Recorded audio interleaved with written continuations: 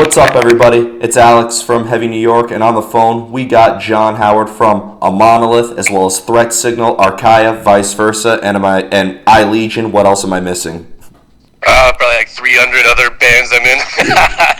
Yeah, but I got the good ones, right? You got the good ones there, man. There's probably some more. I can't even remember. So much going on. Exactly. But Yeah. State of Being is finally out. Since I heard Hollow, I've been waiting for the full-length album, and it was definitely worth the wait. For you, I spoke with Ryan about it, but for you, how was the making of this album? The making of the album it was a long process, but it was fun, and I learned a ton too.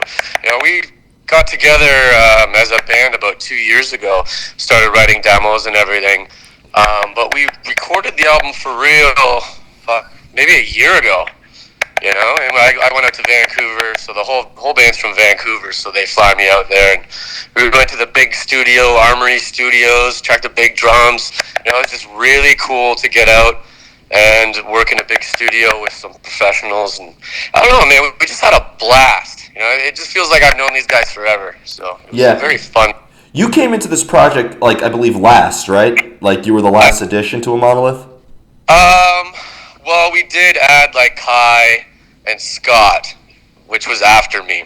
Okay. But I was, the last kind of missing link to, creating the sound. Because Brian and Beeve, I think they started writing this stuff maybe 2018, or I don't know what it was. They wrote it when they were touring with Devin or something. Mm-hmm. And they had a lot of songs ready. So, they got together, and then they were looking for a singer, and my name came up through a mutual friend, a photographer. Mm-hmm. And they called me up, you want to try out for this new project? It's, members of Devin Townsend band. Like, hell yeah, man.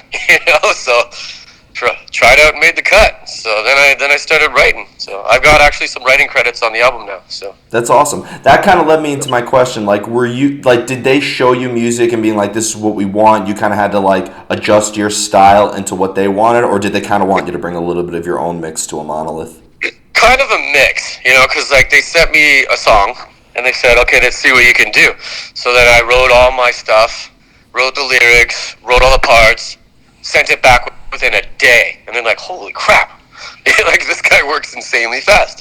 And they're like, okay, now do the same song, but with our lyrics and our ideas. I'm like, oh, okay. I do that, send it back another day later. Boom, holy crap.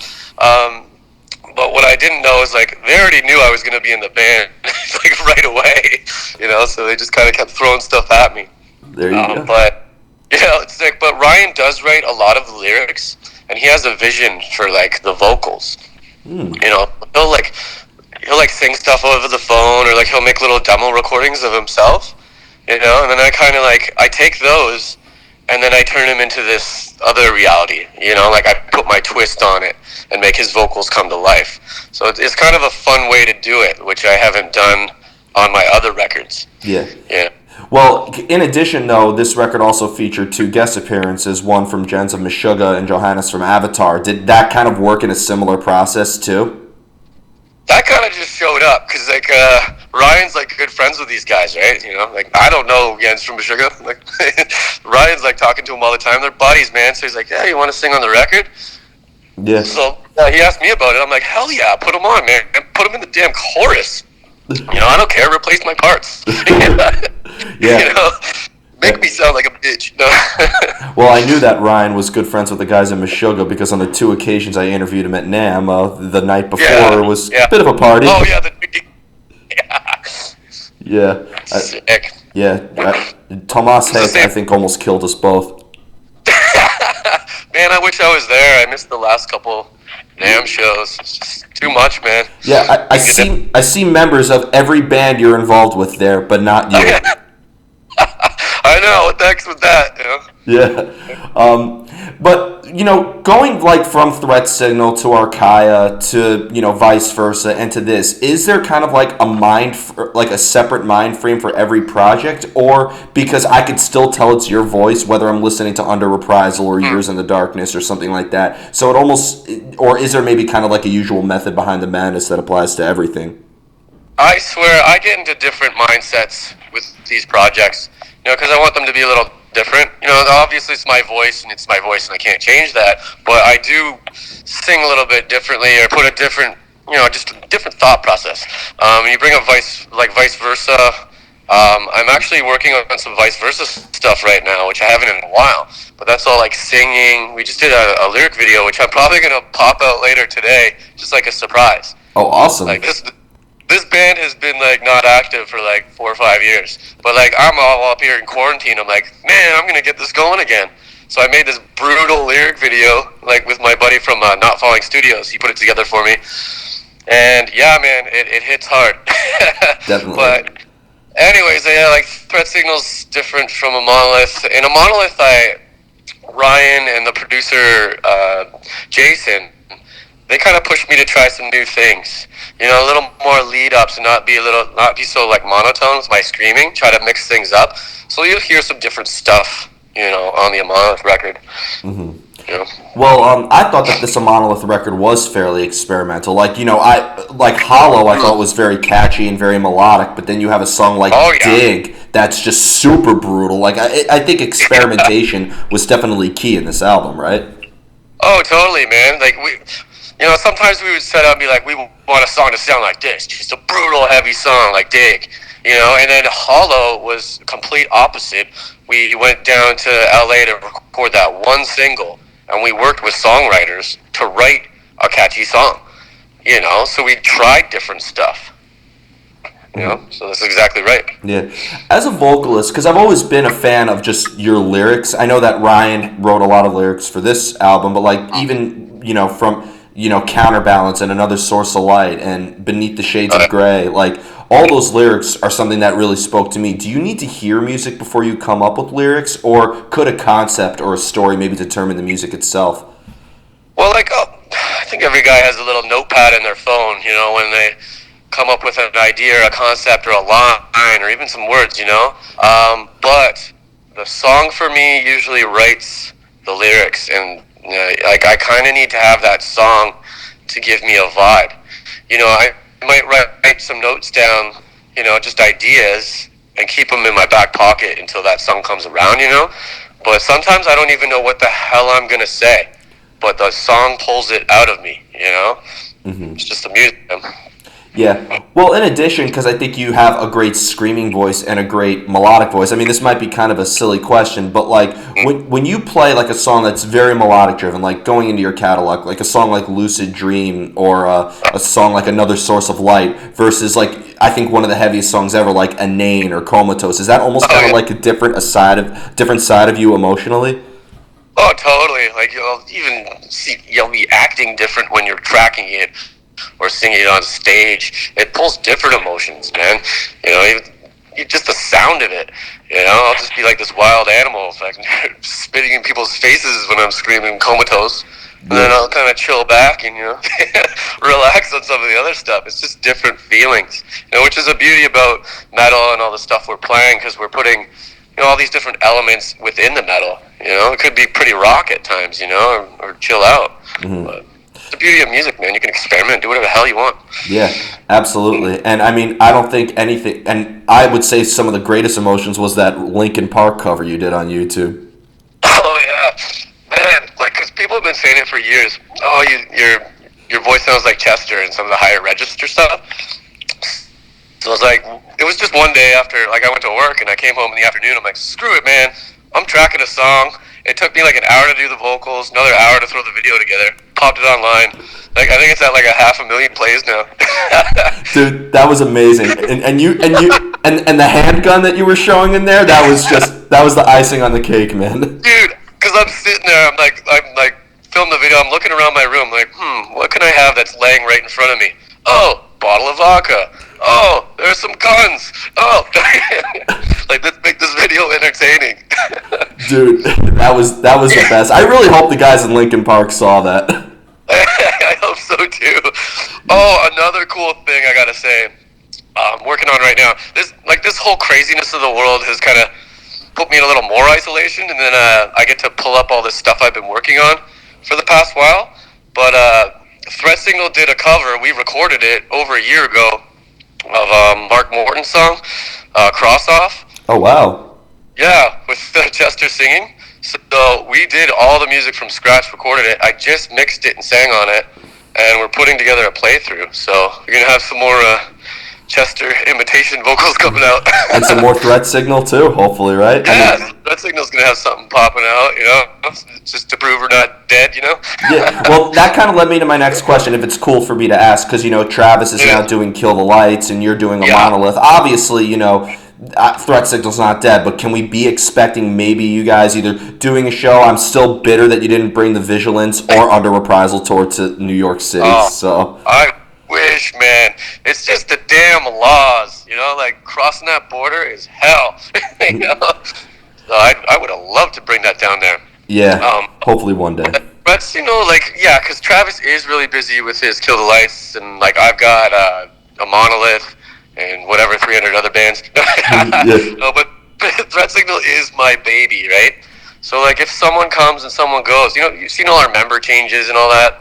I don't want to lose anyone ever, but if I have to push on, I'll push on. But right now we're just kind of taking a breather and doing our things. But, one way or another, and I don't know what time, but Threat Signal will be back.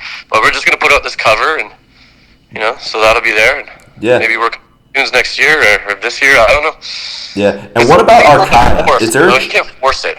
Of course, you can't force it. But anything with Archaea, because I still thought that album was a gem in itself.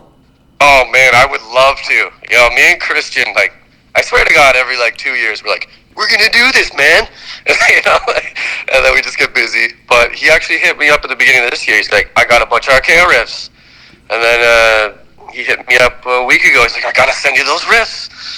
So he's working on stuff. So I'm just stoked to hear it. Because he writes a lot of the guitar riffs, right? So he sends them me to mess around with. I'll do arranging, I'll add parts. So that's another project that's could pop up. All right, so we're up to date on every project that you've been on. This feels great. When you look at the entirety of a catalog, whether it is that Archaea record, or when you look at Under Reprisal, or even Disconnect, and this state of being by Imonolith, could it also be maybe a retrospective of who you are at that particular time? It totally is, man. Especially the Archaea stuff. Because I was just on cloud 9 during that. Flying down to hang with Christian, and I'm playing with that Fear Factory, and I wasn't really evolved as a vocalist then. I was still learning, but I feel I've evolved, even Under Reprisal, and you grow, you change, you see things, you experience things.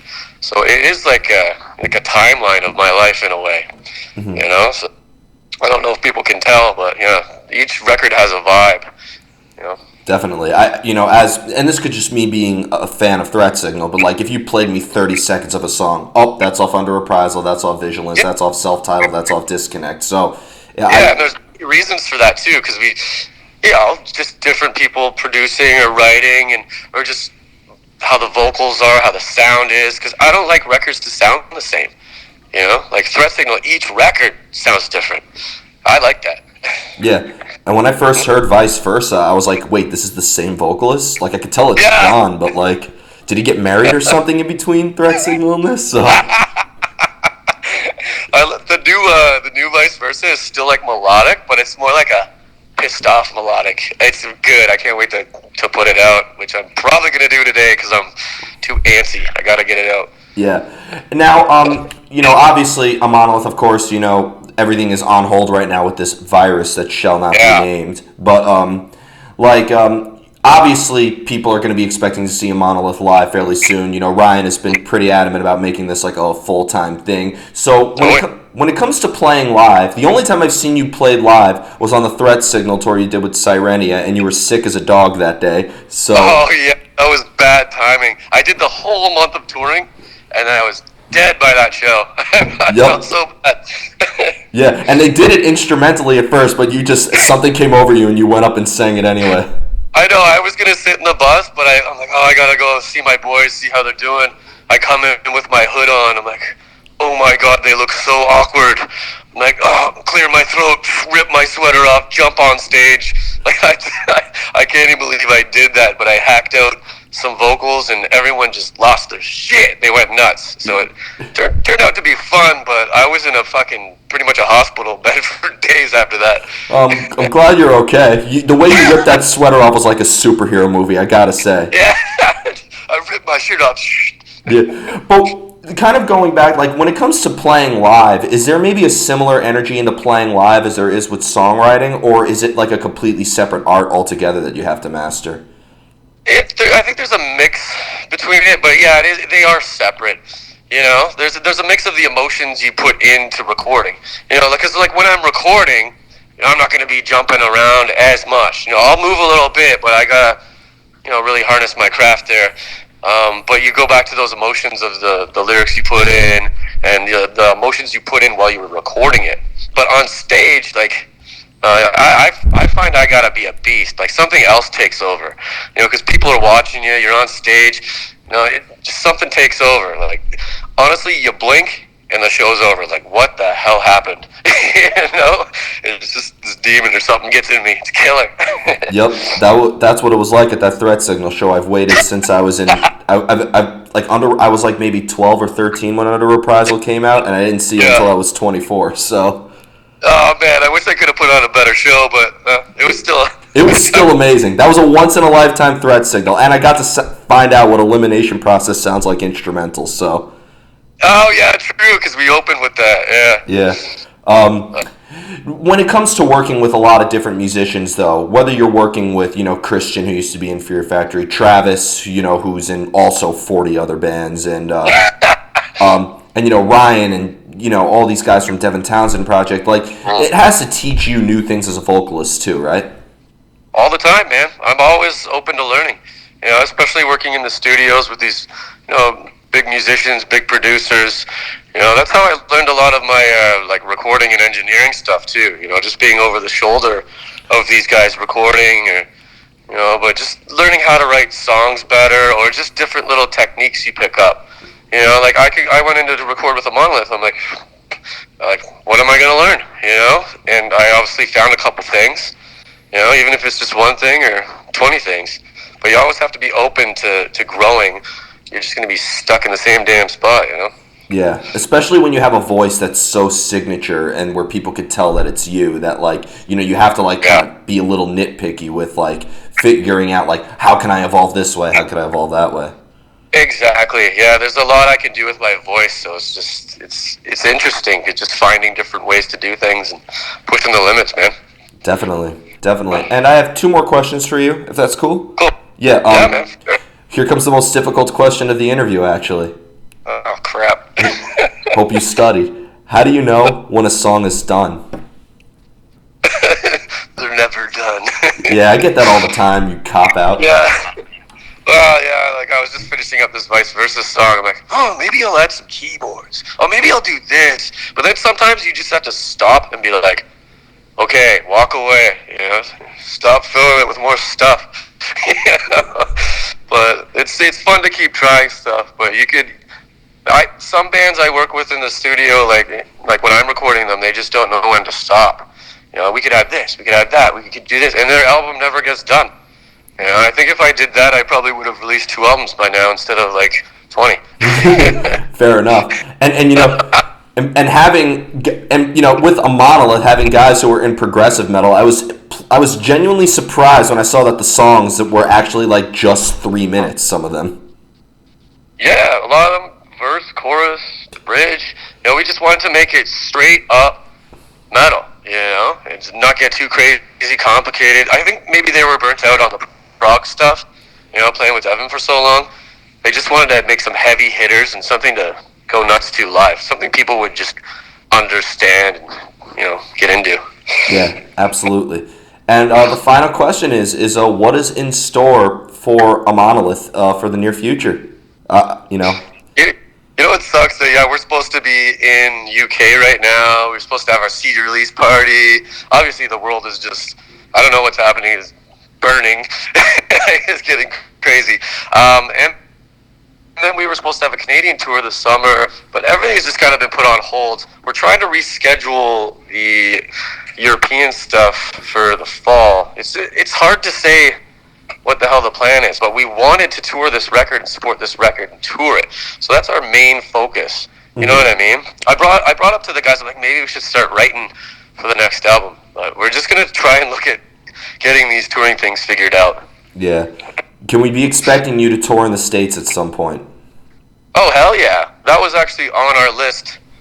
You know, we were trying to get over there this year. You know?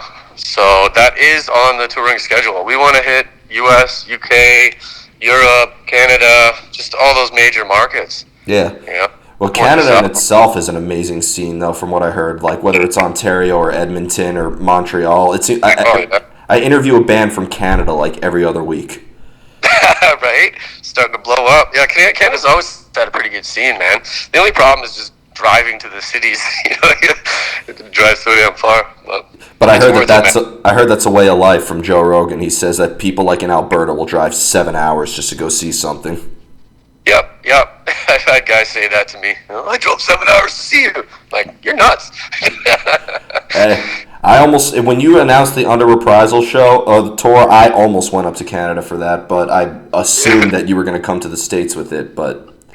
Oh, man. Yeah, we did have buddies who came up. I've had it a few times to come up from New York, drive up to see the hometown shows.